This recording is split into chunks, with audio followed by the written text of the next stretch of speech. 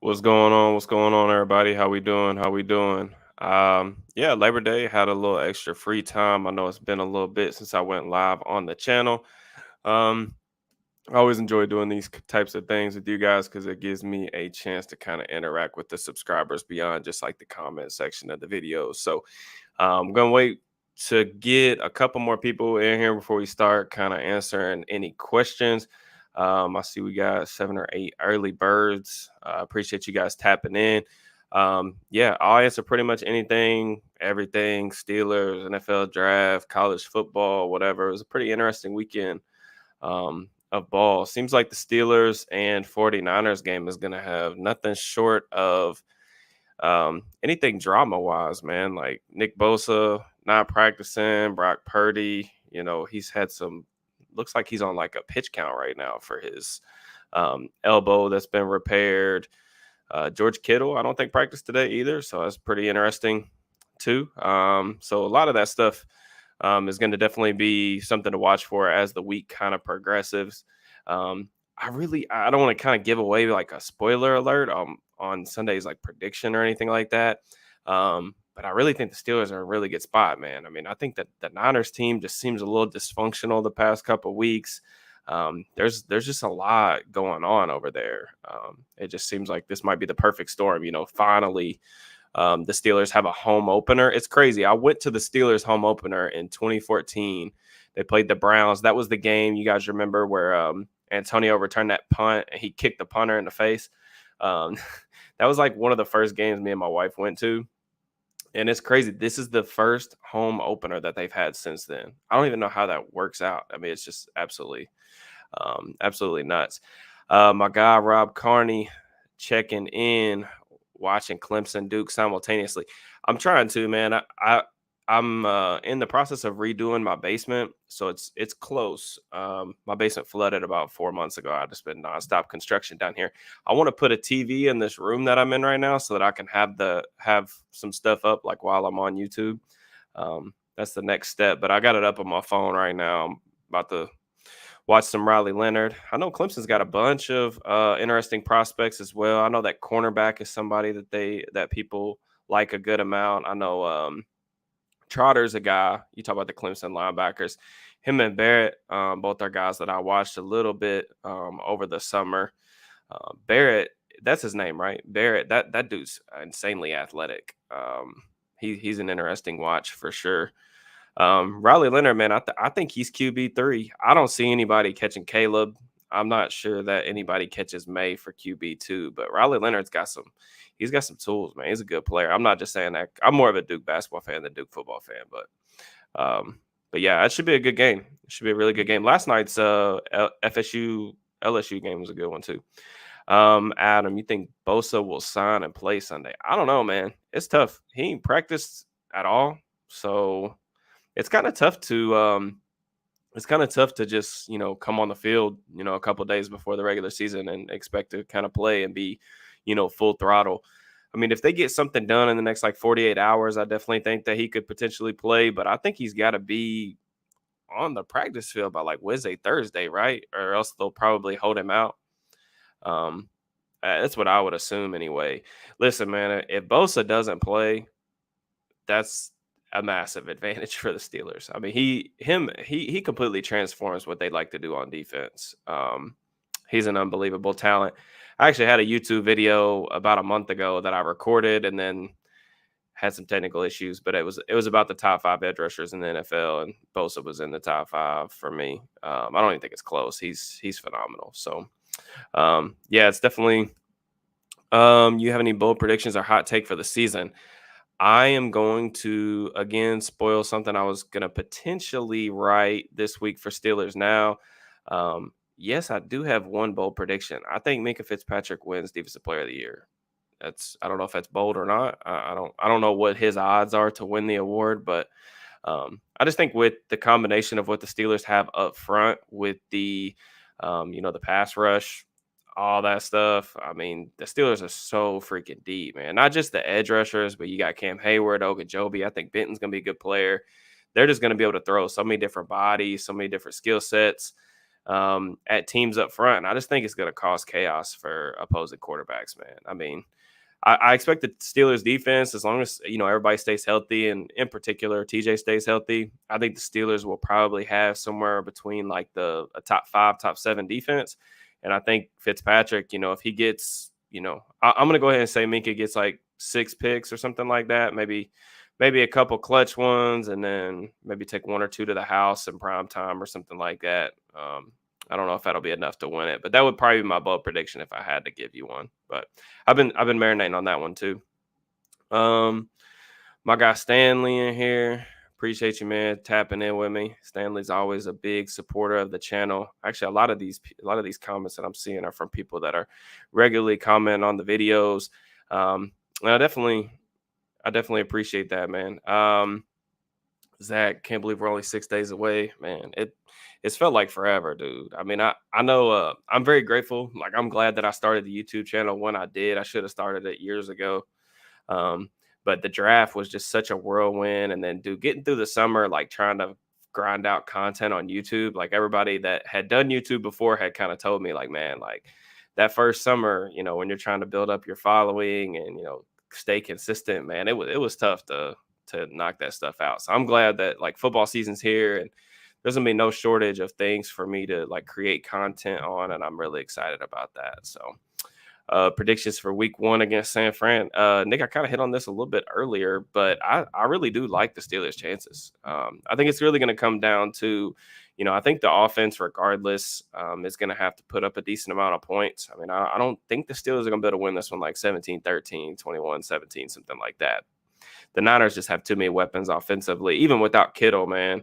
I think it's going to be pretty. I think the group that I'm looking forward to seeing the most is going to be the linebacker group. I studied Shanahan's kind of offense a decent amount this summer, and just seeing the different ways where he attacks the linebackers and stuff like that is going to be really challenging. For Holcomb, Alexander, and Landon Roberts. I think those guys are going to need to have really good games, man. Something that they started doing more so with McCaffrey is, they were getting McCaffrey lined up on a bunch of choice routes where they would either line him up as like number 2 on the weak side of the formation, or they would even do, kind of choice or option routes out the backfield with him. I saw them do it. Somebody pointed this play out on Twitter, which is crazy. They actually had Debo on one side of Purdy and then McCaffrey on the other side of Purdy, and they were both running option routes. One of them was on a safety, one of them was on a linebacker. And like, dude, that's just so tough to defend from a matchups perspective, because how many linebackers, or safeties are going to be able to keep up with those guys one-on-one? It's tough. So that's probably my biggest concern for week 1. But I do think that they're, without Bosa, man, it's big. They do have Javon Hargrave up front. They added him. Of course, Armstead's always been a really good player. They still got Fred Warner. One thing I will say, I think there's been some headlines about Hufanga.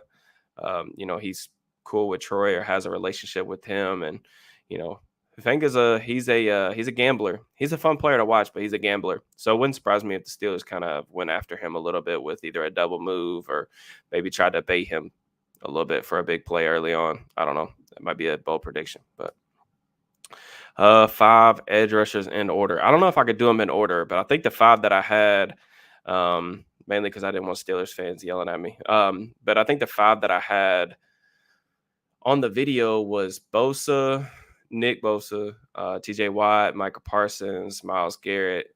I'm trying to think of who I had the other one. Those were the top 4 for me. Trying to think of who else was in there. But yeah, dude, the edge position in general is just absurd in the NFL right now, man. Like, it's so freaking good. So many amazing talents. The position's so freaking athletic. Miguel, how about what Travis Hunter did this Saturday? Max Crosby was the other one. Thank you. Yeah, dude, that's got to be one of the craziest things that I've seen in recent memory from a football perspective. I mean, I don't think people understand like how hard that is from a conditioning perspective. I mean, I just turned 30. I'm like relatively, and I'm in decent to average everyday 30-year-old male shape.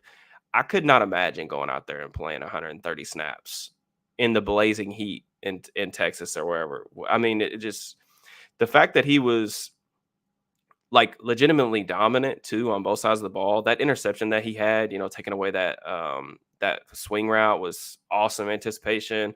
He was so close to wasn't able to come down with that deep ball, and I think they missed him on another deep ball early. Um, but he was so close. I mean, he could have had 200 receiving yards. He was just a couple feet away from having 200 receiving yards. I mean, just an incredible performance. I mean, dude, Colorado last year, I watched a couple Colorado all 22 tapes just from different draft prospects playing them last year. And that was a awful roster. What Dion's done in the last, 9 months or whatever to get that roster completely turned around. I thought Sanders was incredible. I mean, one of the things that I didn't watch too much tape of his at Jackson State, I'm gonna be honest, but just one thing that I noticed, just the highlight reels and things that I'd see on Twitter, I thought his mechanics were a little clunky, and he just sometimes didn't look overall clean in the pocket from a technical perspective. But man, he was on fire. I mean, dude, he was awesome. He should have had 600 passing yards. He was insanely great, especially against a team. I mean, I know TCU lost a bunch of people, but they still got a bunch of players left over from that college football playoff team. That corner for TCU that Travis Hunter was going up against, Josh Newton, he's a good player, man. Like I thought he was a better player than Hodges Tomlinson, who had a lot of fans in the draft community. So unbelievable. Absolutely unbelievable. What's the biggest concern you have with the roster for this season? Up until this week, I would have said slot corner, and I still have some a little bit reservations about what they're going to do if they want to play man coverage on third down. But overall, I don't really see like too many glaring needs. I mean, they're obviously banking on some significant development for some from some young guys. Obviously they need a big jump from Kenny Pickett, year two being the starting quarterback, named captain today, which is a cool thing. The offensive line I think is going to take a step forward. I really love the Samalo upgrade at left guard. I think he's exactly what they needed up front, getting a vet, getting somebody who's more steady than a guy like Kevin Dotson. So really like that upgrade. I think that the Steelers duo of Deontay Johnson and George Pickens, I think it could be, top 10, maybe even higher than that by the end of the season. I just think Pickens is so freaking talented, man. I've always thought Deontay's a little bit underrated, especially within the Pittsburgh fan base. It is, but I know can be frustrating sometimes. But I think they've got a great duo there. Freiermuth, they got enough weapons. It's really just about some of these young guys continuing to develop and staying healthy on defense. I don't think the Steelers secondary, like I don't think the corners are anything to get extremely excited about. Joey Porter Jr., anytime you're relying on a young player at corner, you never really know how that's going to go because it's a really tough position to make a translation to the NFL. But Levi Wallace, I think he's steady. Patrick Peterson, we'll see what he has left in the tank. I think he's going to be mostly fine. But I think if you're looking for a concern, it's probably at the cornerback spot. But the Steelers have had cornerback rooms really similar to this, and they've been fine on defense. Like I said early in the stream, I think that the pass rush is going to be absolutely terrifying, and I'm really excited about seeing those guys get after the quarterback, and a good pass rush makes the secondary look better. So I'm definitely excited. Brian, we got this. I watched a Madden Steelers 49ers game on YouTube yesterday. We kicked their butt. So there you go. Hey, Madden ain't never lied. Madden ain't never lied. So that's funny. Have y'all played the new Madden? Just out of curiosity. I don't know. I haven't bought Madden in the last 2 years, but I've seen mixed reviews. So y'all let me know if y'all like Madden. So I see we got a decent amount of people in here now. Please just make sure that you like the video on the channel. I know I get annoying, and everybody gets annoying that does YouTube content about like the video, comment, all that stuff, subscribe to the channel. But it really does help the channel grow, and it really helps me bring you guys more content in the long run. So I really appreciate all that stuff. Do you think we could see Najee hit 4 yards per carry? Yeah, for sure. If you look at Najee's numbers, like once he got that plate removed from his cleat, I think he was over 4 yards per carry last year. After the bye week, for sure. I know it was. I'd have to look it up, but yeah, I do think he could hit 4 yards per carry. I think they're going to be pretty solid up front.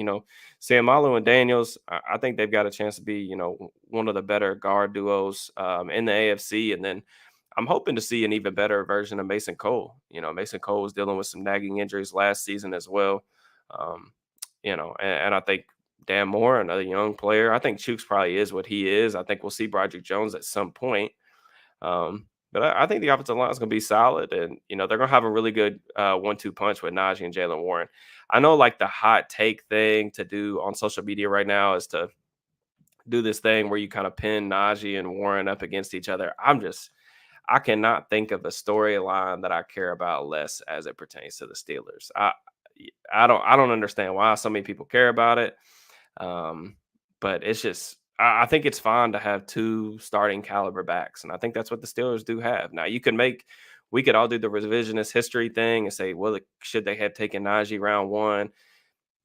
I'm never really going to be a fan of taking running backs in the first round, but I mean, I think Najee's a fine player. Like he helps this offense. If he's healthy, he's a solid player.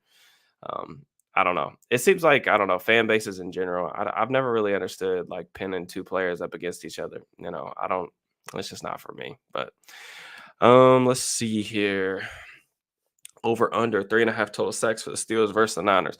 Um, Man, that's tough. Is that for a bet? I don't want to give you bad betting advice if that's what that's for. I think TJ is gonna have a big game.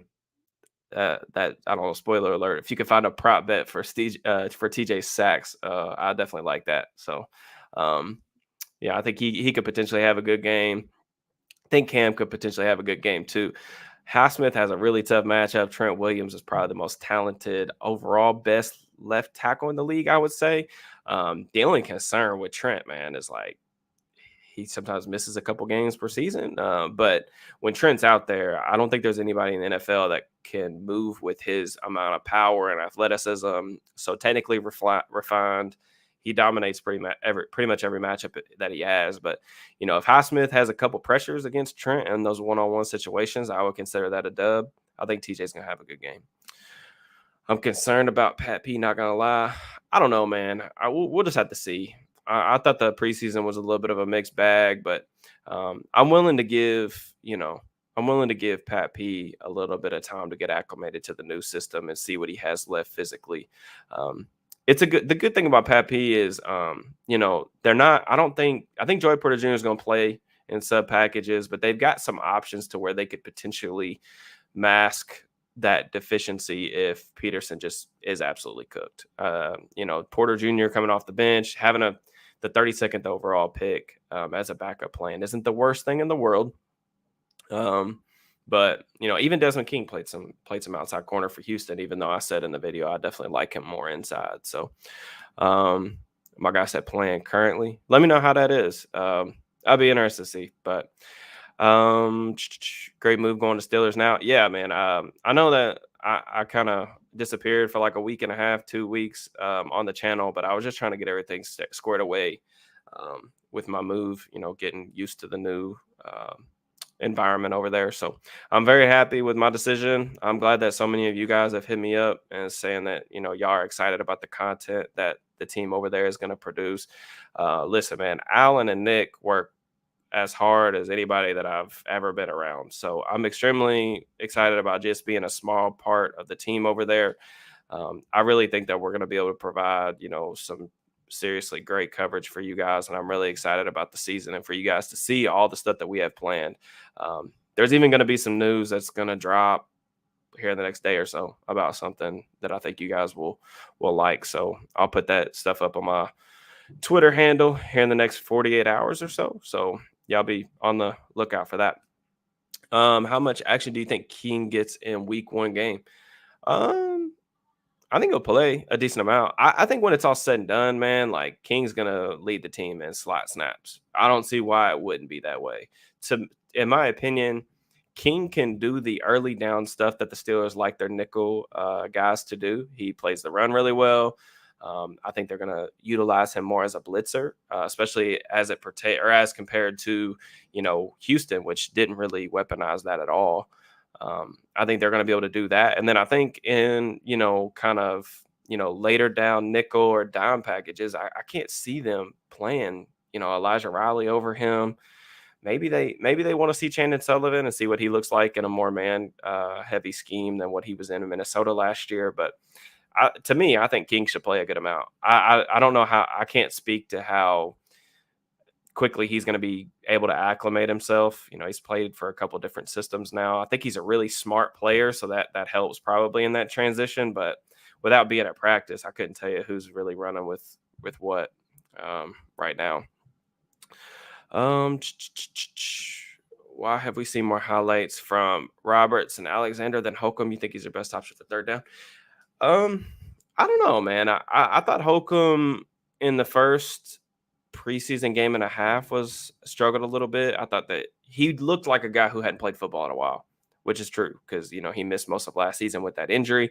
Um, I've said it a couple times on the channel and on Twitter. I was a little bit surprised that Holcomb got as much as he did in free agency. It was interesting to me that the Steelers really prioritized him at that spot. I think he's a fine player, pretty good athlete, can go sideline to sideline. I think his athleticism suggests that he has more coverage upside that maybe potentially for them to potentially tap into. But I don't know if right now if he's a better coverage player than Quan Alexander. I think Alexander can sometimes get his eyes in the wrong place and kind of get himself out of position. He's a little boomer bust, but that's probably why you're saying highlights too. Like Roberts is a guy who wants to play downhill, will get into the backfield. You just look at his like TFL numbers or his run stop numbers are pretty solid for the amount of time he's played.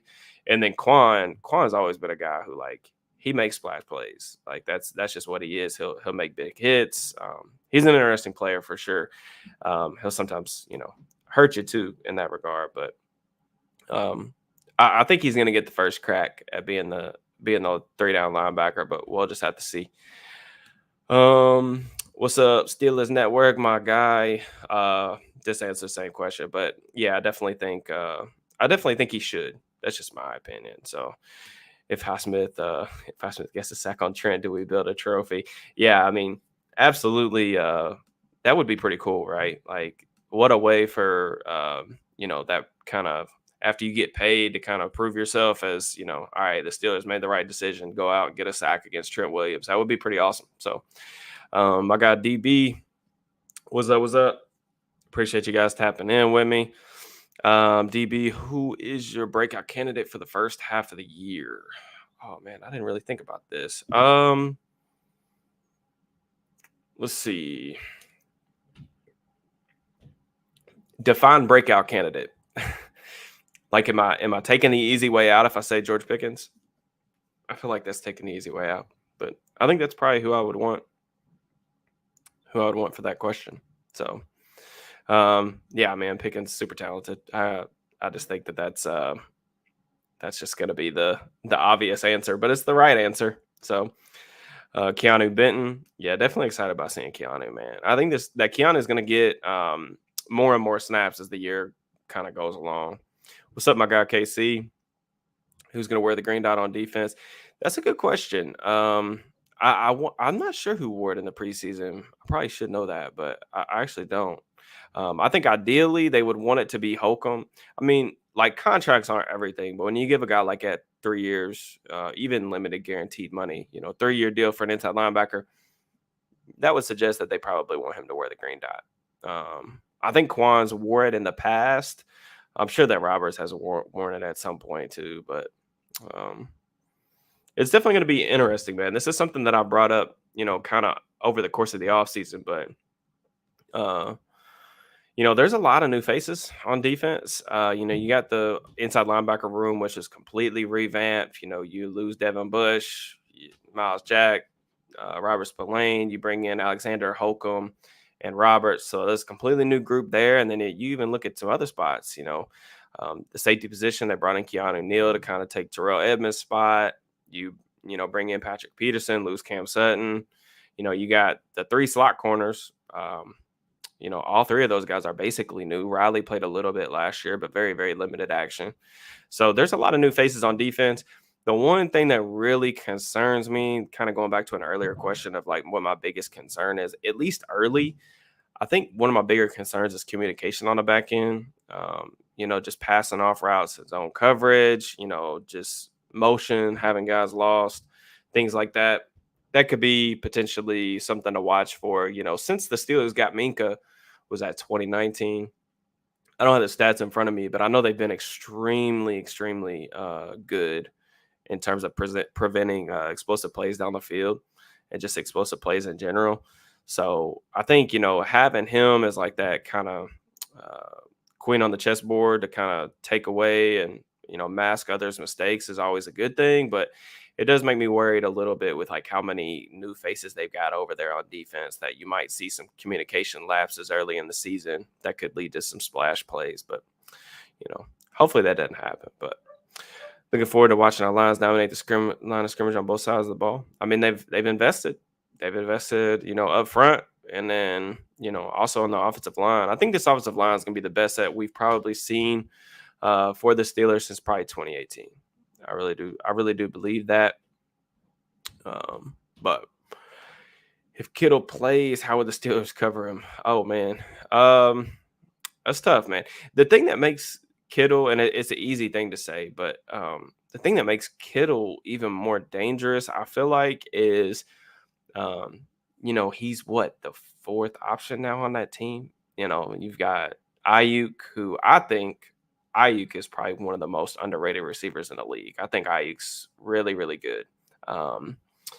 But you got him, you got Debo, who's like, kind of a chess piece. You got McCaffrey, probably the most talented running back, multi-purpose back in the league. And then you got George Kittle, it's like, oh yeah, he's the fourth guy on this offense now. So it's really tough, man. I don't think anybody in the linebacker core is like a option that you're saying, all right, go lock this guy down one-on-one. But I'm not really sure how many guys in the league you really like in that matchup in particular. But I expect the Steelers to prioritize stopping the run. Probably gonna see some safeties rolled down in the box on early downs, try to get Purdy out of the play action passing game and try to make them more of a drop back team, get them into some second and third and longs. I don't think that's, groundbreaking analysis, but I think that that's what you'll see happen. The key's just going to be getting off the field on third downs, man. The Shanahan, he does a great job, getting his guys favorable matchups. So pass rush is going to have to be really, really good, which I think it will be. The Steelers have a good game offensively. Would you be through the roof? Consider that probably the best defense they play all year.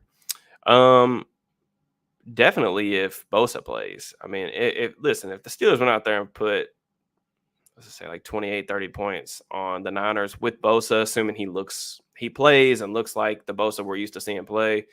Yeah, I would be absolutely through the roof because that defense is really, really good.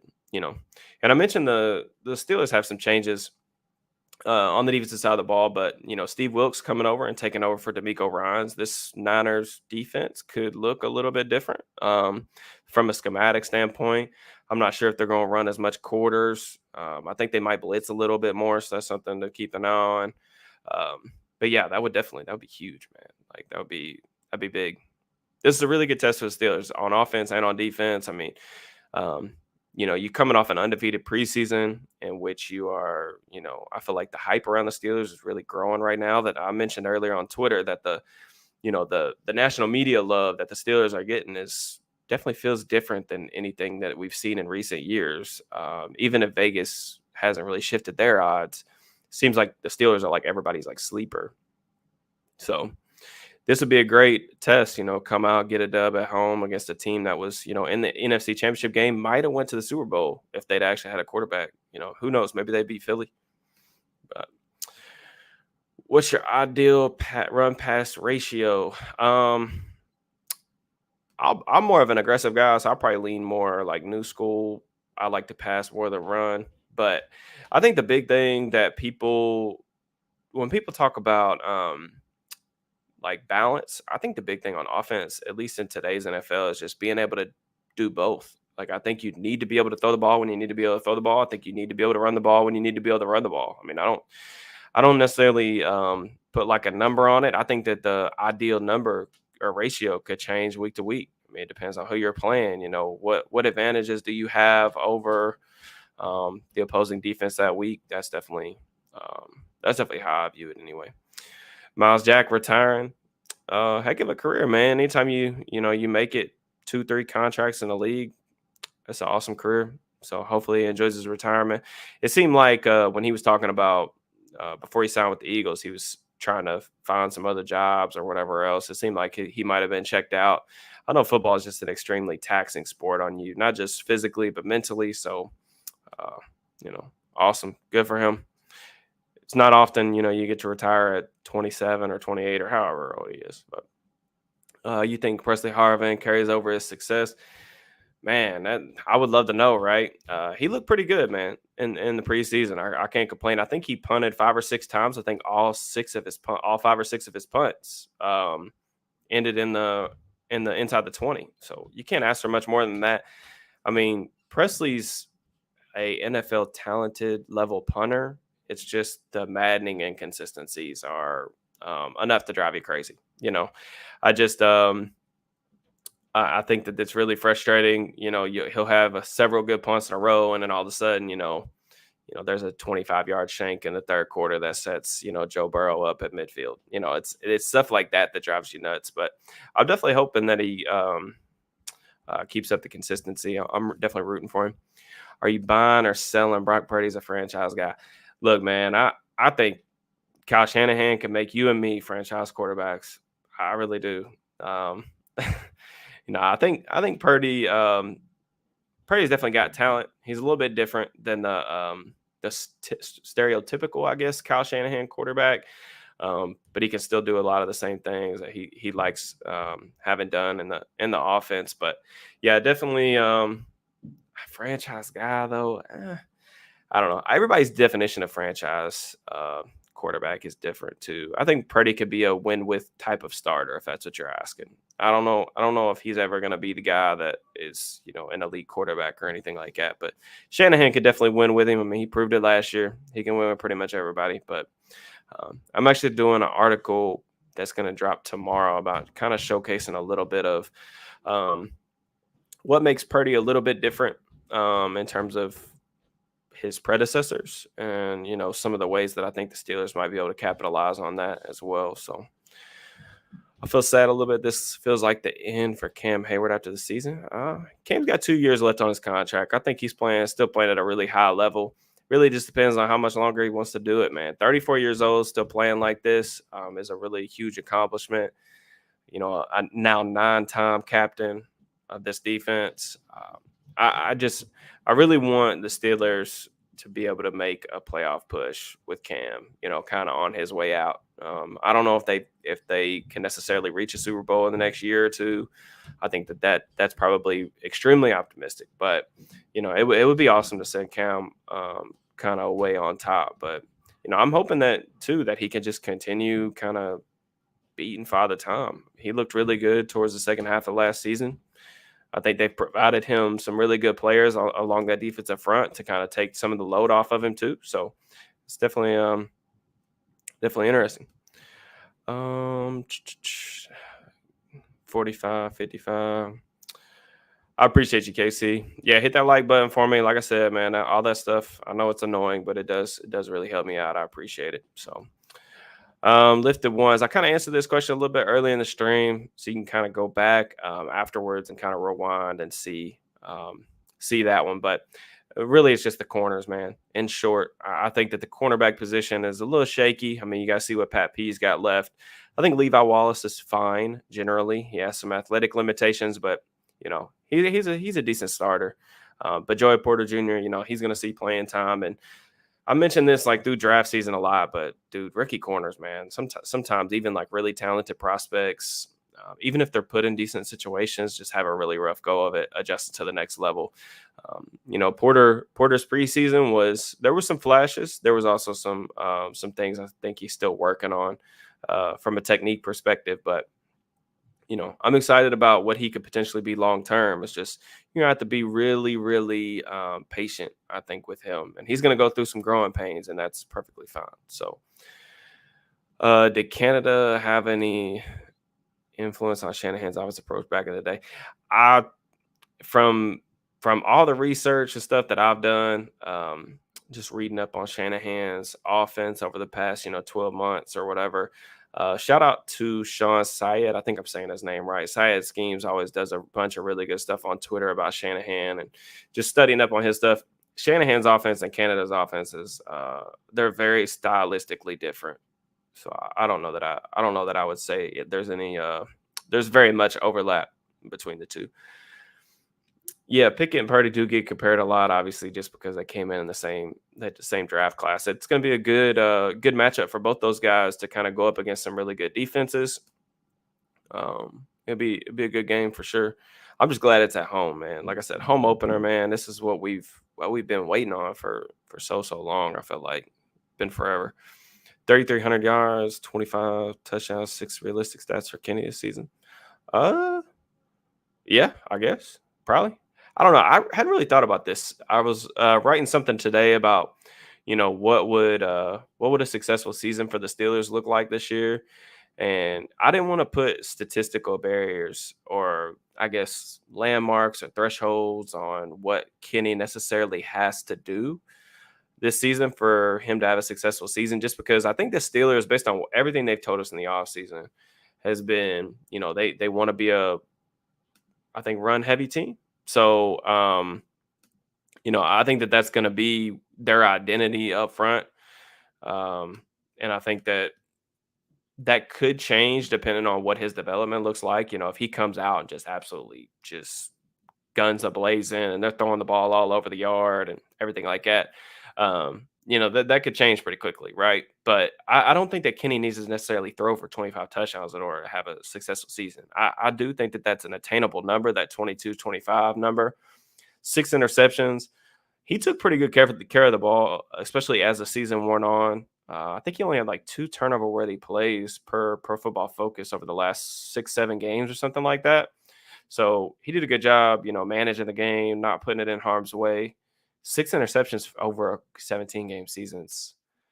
That's tough, though. I mean, even if you're a really careful quarterback and smart, all that stuff, I think that's a tough marker because balls bounce off guys' hands. You have a fluky pick, somebody falls down. It could be anything. But yeah, I think that's fair. I mean, I think those are realistic numbers. So let's see, 33 and a half sacks in his 30s is something to behold. Yeah, I mean, you just don't see guys play this well, as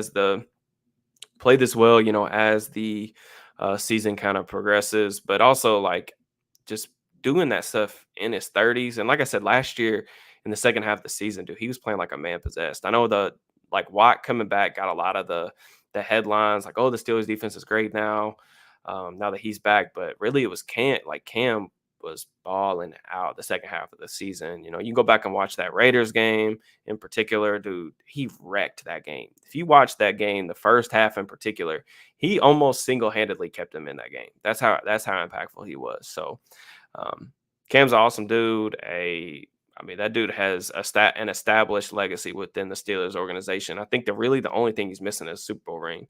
If he gets a Super Bowl ring on his way out, dude, like we're talking probably a Hall of Famer. I mean, I think that will probably cement his legacy.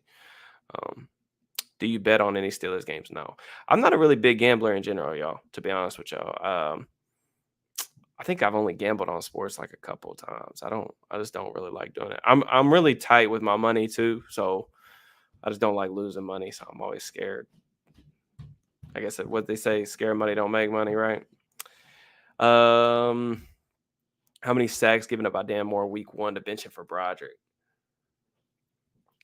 I don't know, man. I think Dan Moore's going to have a relatively short leash, but I don't know if the leash is like that short. Someone asked me that on Twitter about what's the leash on Dan Moore. I think it would probably be somewhat similar to like Trubisky, where he's kind of underwhelming for 3.5 games, and then Broderick comes in and replaces him. I think that that's a realistic thing, but um, I don't think week 1 is going to happen. I think the more likely scenario is like maybe he has a rough 2 week stretch, 2-3 week stretch in the middle of the year, or maybe an injury to either him or Chooks, and there you go. Broderick comes in. Excuse me. Fantasy team. Lamar Jackson, Jamar Chase, AJ Brown, Chubb, Mixon, Moose, George Pickens, Deontay, Steelers D. Man, what? How many people's in this league? I'm trying to figure that out because I'm in one, actually two fantasy leagues now, and I'm trying to figure out how you got this team, man. That's a pretty good team. I'm guessing you went Chase and then AJ. That's a good team, man. You should definitely compete. I think Lamar's gonna have a good season too. Don't block me. Don't get all upset, Steelers Nation. But I think he's gonna have a good season. I like Monken's offense. I'm excited to see. I think there's an element of the unknown about Lamar, and if he can take his game up a notch into a different level now that he's not in that kind of archaic Greg Roman system. I'm interested to see what that offense looks like. Just as a fan of football and a fan of just the schematic element of it, I'm interested to see what that looks like. The Ravens playmaker still got to show me a little something. Bateman got to get healthy. I've always thought he was talented. He got to get healthy. Odell, I'm in wait and see mode. Like Zay Flowers, though. Like Zay Flowers for the people that were around draft time. So, DB, shout out to last year. I take Pickens over 30 and a half yards against the Niners. I do remember that. I feel like you were asking us that, me and Noah, all the time about Pickens. Uh, yeah. Is that really his over under? Is 30 and a half? Are you lying to me right now? Feel like Taylor just asked me if I bet on the Steelers. I said no. I might need to go put some money down on that. Uh, yeah, I would take that. I mean, I think the Niners defense is really good. Obviously, one of the better ones in the league. But I definitely think that Pickens. I mean, that's one deep ball for him. So, yeah, I definitely think that's a good one. All right. So we're going. So what time is this? 9. All right. I got about 5-10 minutes. I'll stream through the rest of y'all's questions. I really appreciate you guys tapping in with me. Just again, please hit that like button for me real quick. Make sure you're subscribed to the channel. All that stuff is greatly appreciated on my end. Let's see. Depending on who Ward isn't covering. Yeah.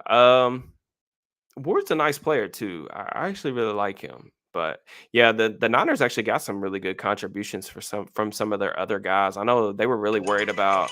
My alarm just went off. Telling me I need to get off here.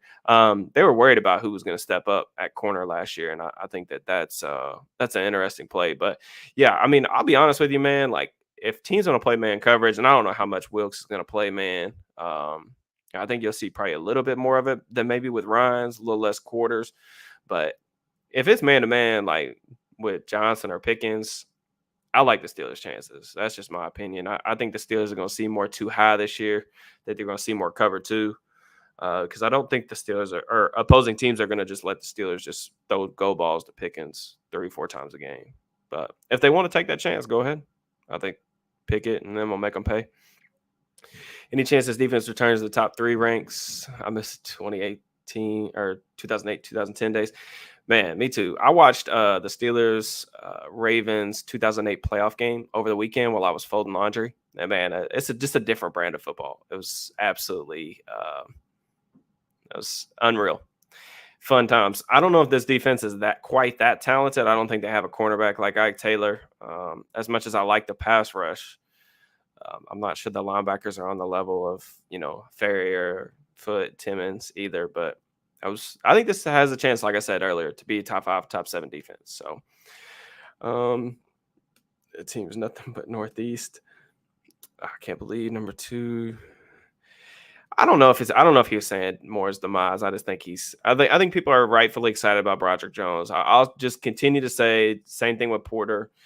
Jones and Porter are really interesting players because both of them won a lot in college just based on their own athleticism and just how freakishly talented they are. But neither one of them were extremely technically refined for their position. So I think that it's going to take them a little bit to kind of get on that level, at the NFL. But it's going to be interesting because both of them have super high ceilings. I mean, you don't see corners built like Joey Porter with those just go gadget arms.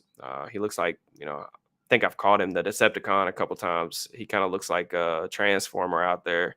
And then you got Broderick, man. Like, even if you watch Broderick, I did a film room for Steelers Now, highlighting this a little bit. But Broderick, man, he's just winning in so many different ways. Like, he's just winning off pure athleticism right now. Like, his hands are in the wrong spot. He'll have his body completely turned to the sideline, doing a bunch of different stuff that offensive line coaches would say do not do.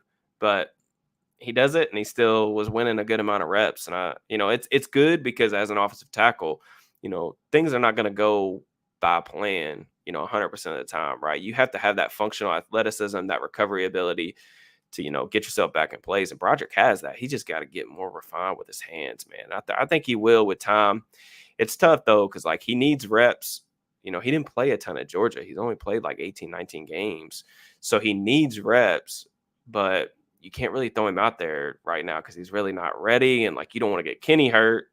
And if Moore's the better player, Moore didn't do anything to lose the job. So it's tough. It's a tough situation. But I think all in all, it'll work out. So cornerbacks, their only weakness, man, on the other secondary. Man, I just think Minka, I will just highlight that again. I do agree, and obviously I said cornerback was a weakness, but Minka uh, makes the secondary, he makes it roll. So I think he'll mask some of the deficiencies back there, and I think that they can do some different things, back there to protect the corners. I just think the NFL, like on third down in particular, the NFL is still a cover 3, cover 1 league. You're gonna get single high on third down. That's what you see the majority of the time. So you got to be able to trust those corners without safety help. And I think that's a little bit of the sketchy part. But do you expect Canada to get canned if he has a failure of a season? If this Steelers offense isn't at least in the teens, and I'll say average, like league average, yes, I think they'll be looking for a new offensive coordinator. But I do think that they can be league average this year. I think there's enough talent on offense. I do.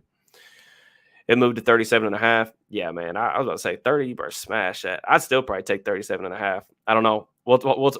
Me and you can talk about it next live stream, Richard. Good luck if you do place the money on it. Just if it loses, you can't blame me. I'm just letting you know. George, thanks for the show. Appreciate you, George.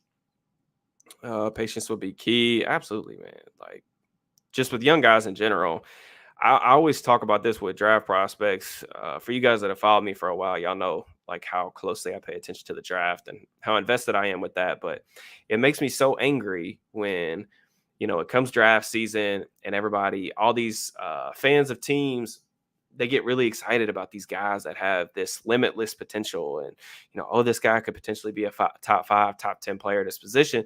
And then they're not willing to let the kid develop for a year or two. Like some guys just don't come in as pro ready. And that's kind of how it is with Broderick. Like, I don't think he's necessarily ready right now, but if you're patient with him, and you can help him develop. And I think Pat Mayer's done a really good job with this offensive line. I think you see some of the improvements with some of the other younger guys over the past year or so. And, I think if you can be patient in 2 to 3 years, you might have a top 10, maybe even top 5, 7 left tackle in the league. So Broderick has everything that you can't teach. He's got size, he's got length, he's got athleticism. You just got to let him learn the position a little bit more. So, but yeah, wrapping up here, Mark, 10-11 wins legit for the Steelers season. Yeah, sure. I like the over on 8.5. I don't want y'all to hold me down for 10-11 wins. I think we were doing some stuff, predictions and stuff in the group chat on Twitter, and I was saying that I think the Steelers are going to go 10-7, but 11 would be tough. I don't know. The AFC North is just so tough, man. Even when I was typing out 10-7, I was sitting there thinking to myself, like, all right, they're going to have to at least win. They're going to have to split the AFC North in order to do that 100%. Like, they're going to have to at least go 3-3, maybe even 4-2 in order to win double-digit games. That's going to be a tough task. I mean, Cincinnati's going to be really good. Cleveland's roster, I hopped on a Cleveland-based YouTube channel a couple of days ago and was talking about them. Man, their roster is so freaking good. They did a lot.